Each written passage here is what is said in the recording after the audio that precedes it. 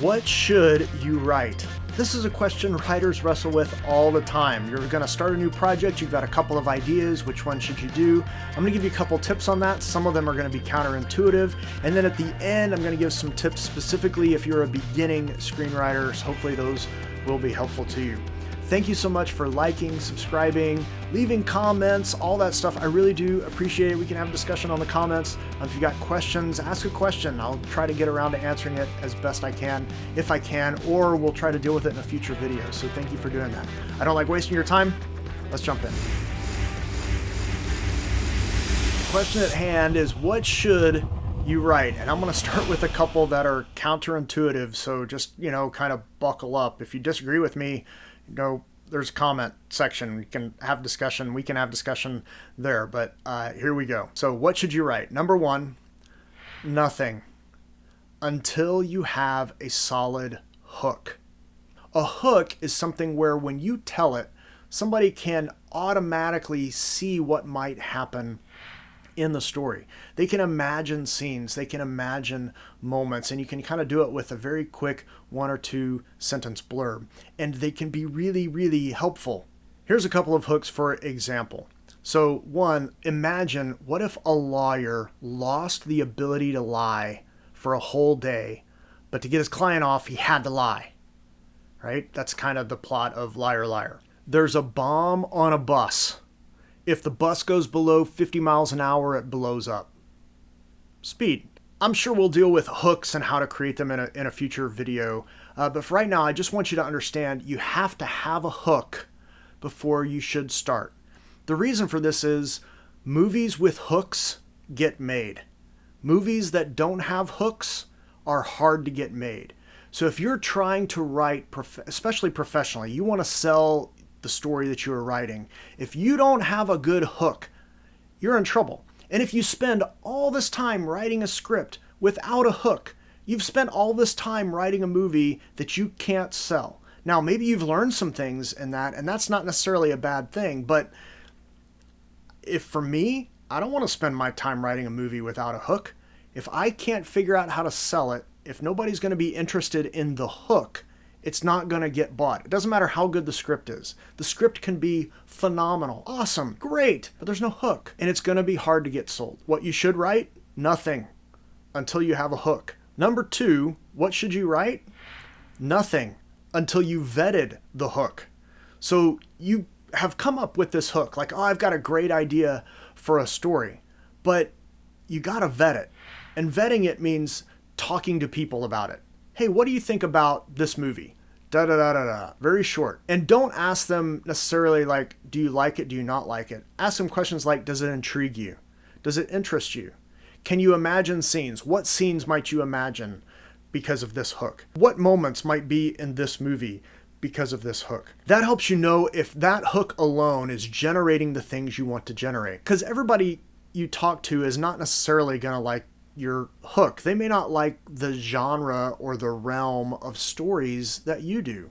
Maybe you really like to write rom-coms, but they really like action adventures, and you give them a great rom-com hook, they're going to be like, yeah, I don't care. And that's not helpful to you. So you're not necessarily asking their opinion, you're asking their advice about what are they seeing, what are they imagining. Vet it with industry professionals. Write a query letter. Find some production companies, find some production houses, find some managers, write a query letter. I've got a script about da-da-da-da. Would love to send it over. Send me the details, etc. Whatever your query letter is. People, they freak out when I tell them this. They're like, I can't do that because, I don't have a script to send. If they tell me like, ooh, I want to, send it over right away. I got to hurry to get it done. Hollywood is the land of hurry up and wait. It's okay if you haven't written the script yet. And there's nothing like lighting a fire under your butt if you've sent out a query letter and you've sent it to, 50 places and 10 of them said, send me the script. You're like, holy cow, 10 out of 50 want to read it? That's really great percent return. I need to get the script done right now. It's a query letter. If they're not into it in 30 seconds, you've maybe not even wasted 30 seconds of their time. Most companies get 5 to 20 query letters every day. Every day. So send a query letter. they're not going to remember that it was 2 months ago when they sent it unless they go back and look and da. Oh, we said you were going to send this 2 months ago. They don't care. They want a good idea. They want something they can sell. They want something they can make. So vet your hook first with friends, first with people you know, then vet it with strangers, people you don't know, people you're sitting down like, hey, let me ask you a question. You're sitting at a restaurant with some friends when we can do that again. You're sitting at a restaurant, you ask the waiter like, hey, let me throw this at you. Da da da da da. What do you think? Can you imagine some scenes? Is that interesting to you? Like, do you know anybody that might be interested in watching that? Like some of your friends? Like, oh, I wouldn't watch it, but all my friends would totally watch that, right? It's like, awesome. Vet it with strangers, vet it with some industry people. That gets you on the right track. If you're going to take the time to write a script because it takes a long time to make it really good, have a good idea. So nothing until you vetted the hook. Number 3, I'm kind of done with the hook. I'm going to circle back to it in a second. Write the idea you are saving. You probably have an idea of like, ooh, I know this would be a really great movie, but I don't want to write it yet because I'm still practicing my skill. And I want to make sure when I write that one that it's really good. Don't do that. And here's the reason why. You'll never come back to it. So many writers, I included, am like, oh, I wish I would have written that one thing. But now I'm not as motivated to write it. I would still love to read it. I would still love to watch that movie, but I'm not as motivated to write it now as I was then. So my best advice is, if you have something that's just like, I really want to write this project, I really want to see this movie, I really want to do, like, write that movie.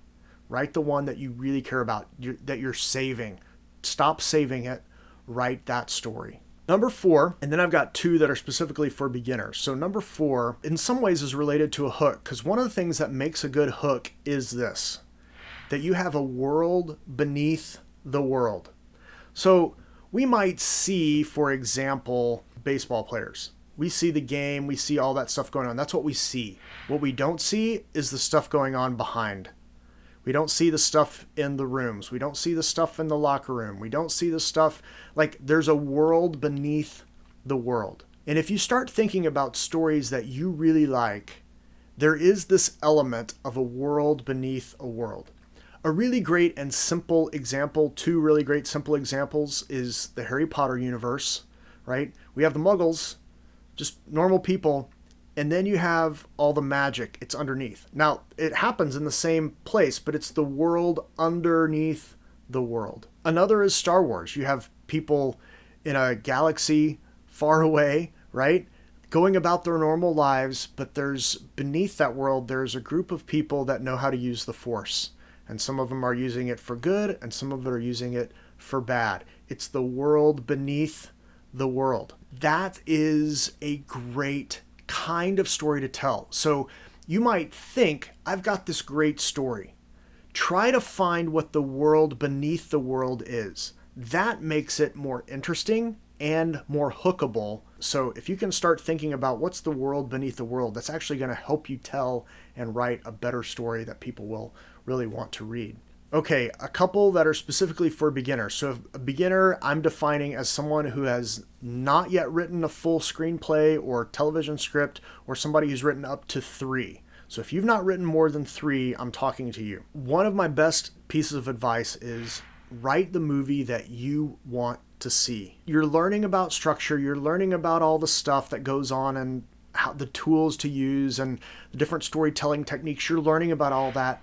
Don't so much think about that. Yes, you should learn about that, but don't worry as much about that for your first couple of scripts. Just write the movie you want to see. Don't worry if your exposition is fat. Don't worry if your action is fat or your dialogue is long or too on the nose. Like, don't worry about that. Write the movie you want to see. Get the bones of it down. Here's the story I would love to go and see.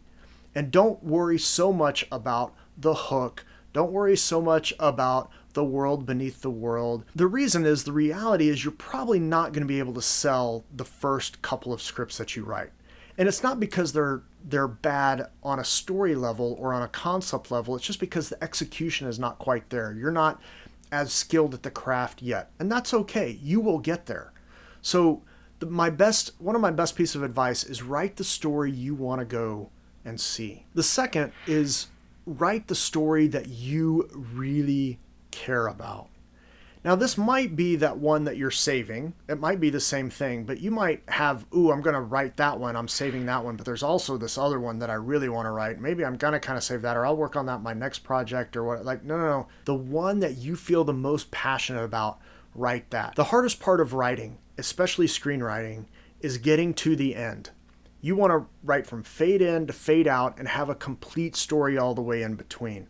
That is the hardest thing to do, and you want to wrestle and try to make sure that happens. And one of the easiest ways to do that is to write something you're passionate about. If it's something you're passionate about and it's something you want to go see, absolutely write that. Get it on the page. Get to all the way the end. Fade out, the end, credits. Like, you want that. So if you're a beginning screenwriter and you've only got no scripts or a couple of scripts under your belt, write the movie you want to see.